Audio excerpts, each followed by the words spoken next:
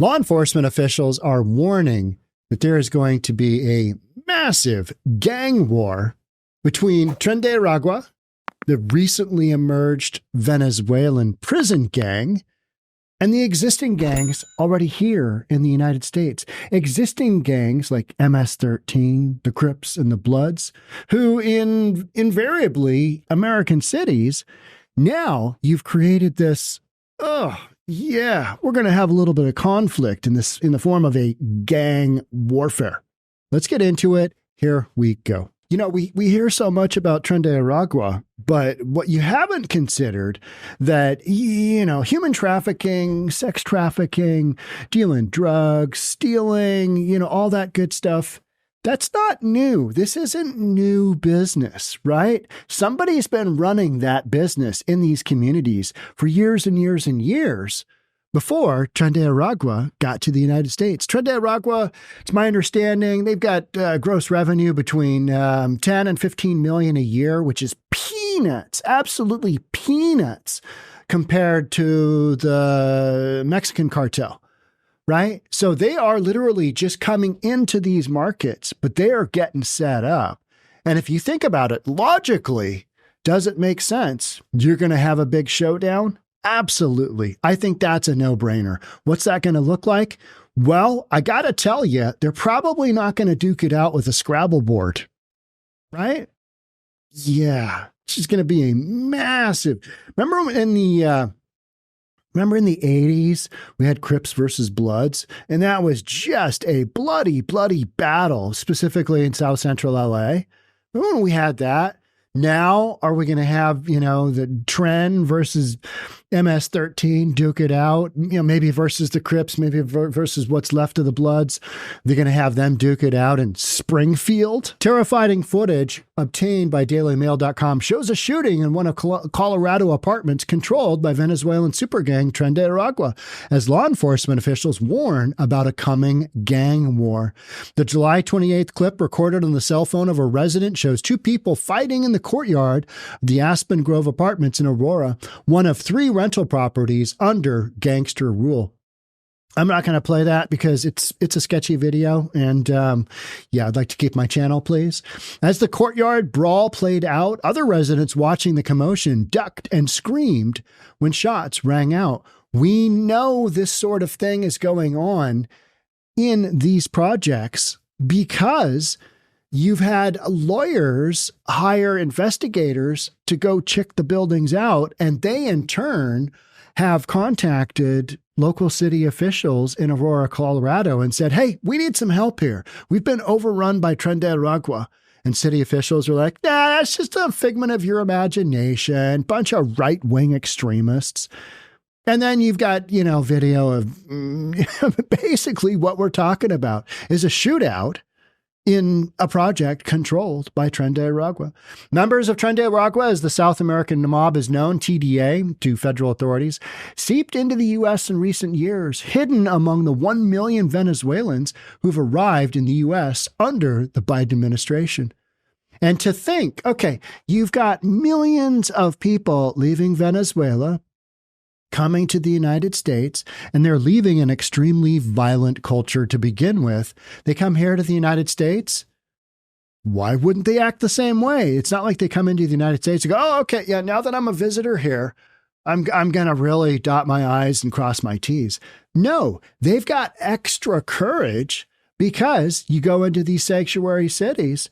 Sanctuary cities, law enforcement is not turning these folks over to customs and immigration enforcement. They're just not. That's the deal with the sanctuary city. So you bring, you know, thousands and thousands of these people into a different culture, and you're going to expect them to deal, you know, operate differently, even though they have more ability to do what they want because law enforcement isn't going to do anything. Make it make sense, right? Make it make sense. They're absolutely just going to go ham, which is what's going on. And you know what mainstream media is saying? Oh, yeah, I mean, city officials are denying that that's a problem. There's no problem in Aurora, Colorado. There's no problem. City officials, they get a hold of one of these buildings and they totally empty it out in 6 days. Yeah, there's no problem here.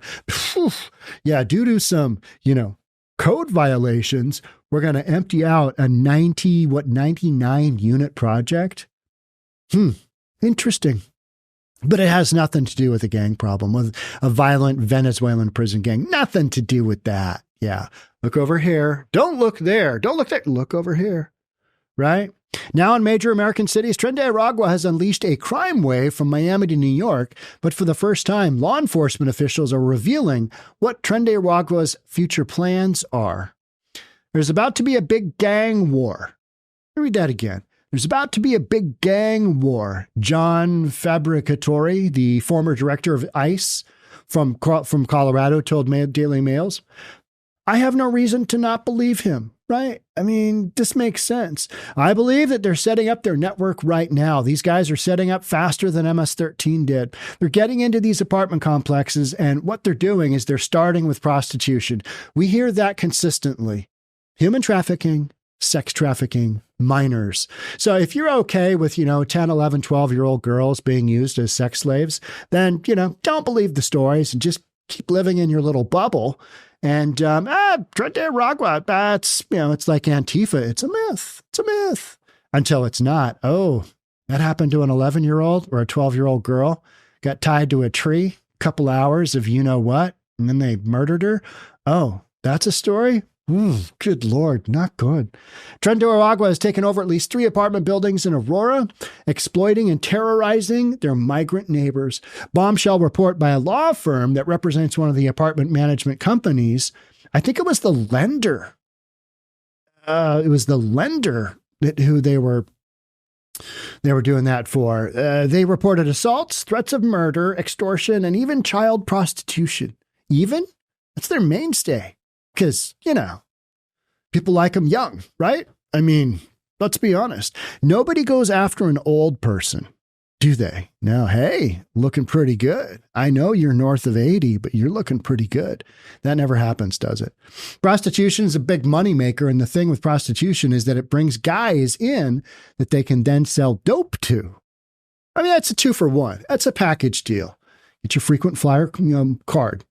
You want a 10-year-old and some Fetty? You got it. We're our guys. You're in the right place. These guys come in, they meet these Johns and shake them down. They see if they want to buy drugs. They've started with moving these girls through. And oftentimes they're Venezuelan girls. Yeah. Yeah. Nice, right? And if you go in these apartments, you'll see these young girls. It's bad. It's bad. We hear this all the time. I don't think you could deny that's happening. You can if you want.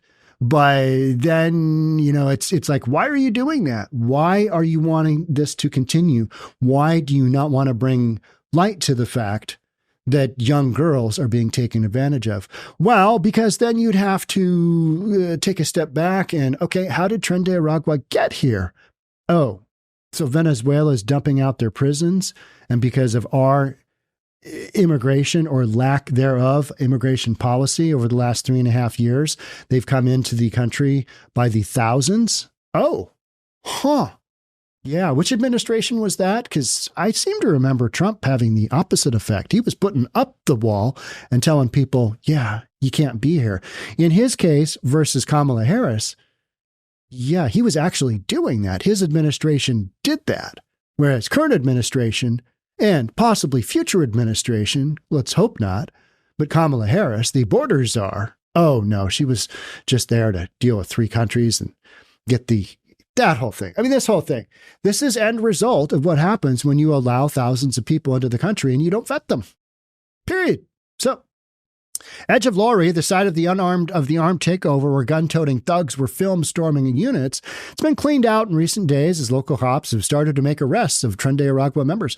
Remember, not that long ago, Tren de Aragua was like Antifa was back in the day. A myth. Literally a myth. Oh, that's not happening. That's not happening.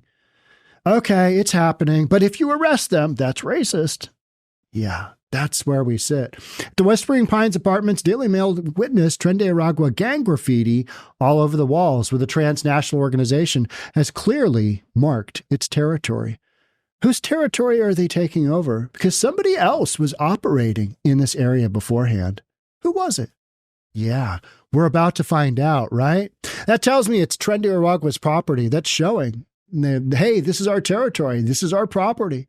Among those lines is intimidating the people of that building. Retired FBI agent Dan Bruner explained to dailymail.com.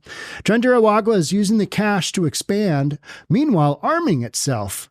Fabricatory, who is currently the Republican congressional candidate hoping to represent Aurora, said, Colfax, the area that they're in, it's been controlled by the Bloods, Crips, Sureños for years, he added. These gangs already set up their networks. They've been dealing dope in those areas. They control prostitution in that area. So Tren de Aragua comes in and they start to try and put their girls on the street. And they start to move dope in the area, and you're going to see pushback. We haven't seen it yet, but I believe it's about to happen. Have mainstream media try and, here's, I mean, okay. Oh, here's the crown, right? That's one of the tattoos that you'll often see on Tren de Aragua, along with a number of other types of tattoos. They got a whole host of them.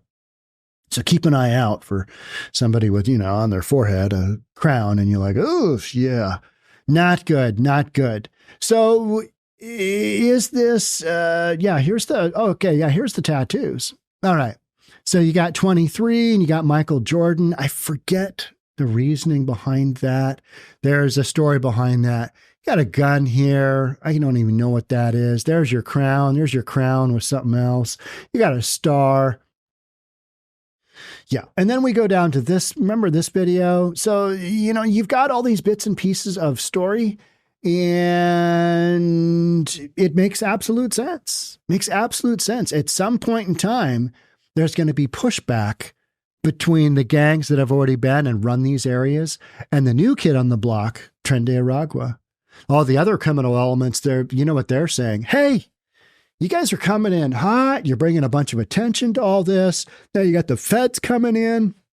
You guys suck. You guys need to go. And they're already armed because they're a gang and they've been in the United States for years and years and years. May have even started here, right?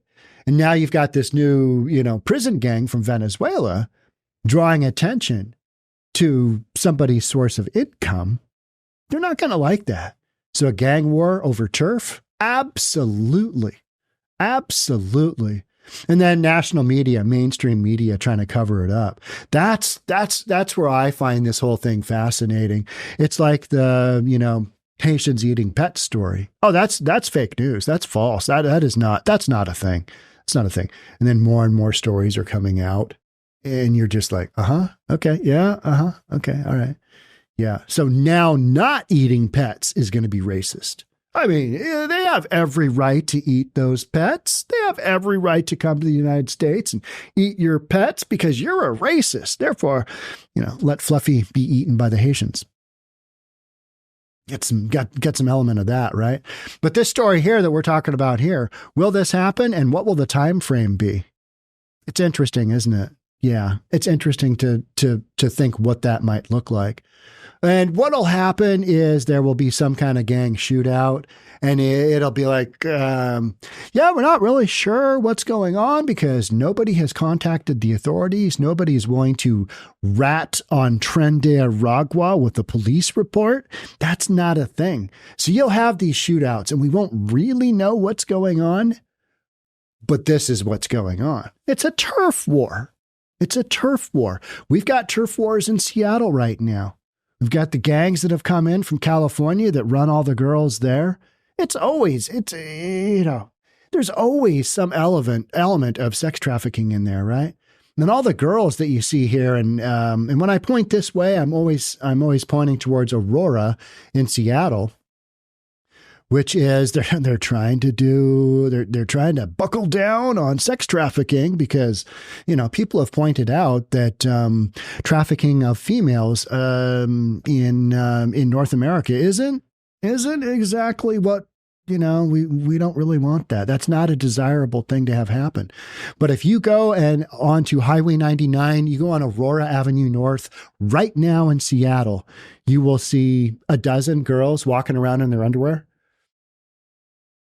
because that's how they get attention. And if you see a girl, even if it's a bigger girl walking around in her underwear on a public street, you're gonna probably notice and look too. And so then they've got your attention, and they're like, hey, got the next half hour free. What do you want to do? No, it's business as usual. It's just in a city like Seattle, it's so wildly out in the open. And if you question what I'm saying, just Google it on the YouTube machine where you're watching.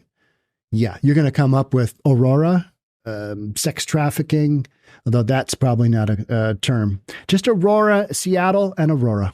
Just check that out. Channel after channel after channel, because people are like, what's going on here? Why aren't they clothed? They're not clothed at all. And they're walking on what appears to be a very busy public street. Where else do you see that to this extent? In the Pacific Northwest, you don't. Maybe in other parts of the country you do. But this whole notion of a gang war happening, yeah, it doesn't surprise me. Tren de Aragua is MS-13 on steroids. Brunner, who spent years leading an FBI task force to take down Salvadorian gang MS-13, added, because they're coming from Venezuela and they're a prison organization, it's not like they are one gang. It's kind of a conglomerate of gangs, and they are just getting started here in the United States. So make sure you are subscribed to this channel, because we're going to be documenting it, because it'll be happening. And rest of mainstream media, what will they do to these stories? Not really sure why that's going on. Not really sure what's happening. But we'll get back to you at News at 11, right? And these are not hard stories to figure out what's going on. Got a little gang activity. That's what you got going on. And maybe a little shootout, maybe a little gang war. All right. That's it for me. Thanks so much for being here. I'll catch up with you in the next one. Bye for now.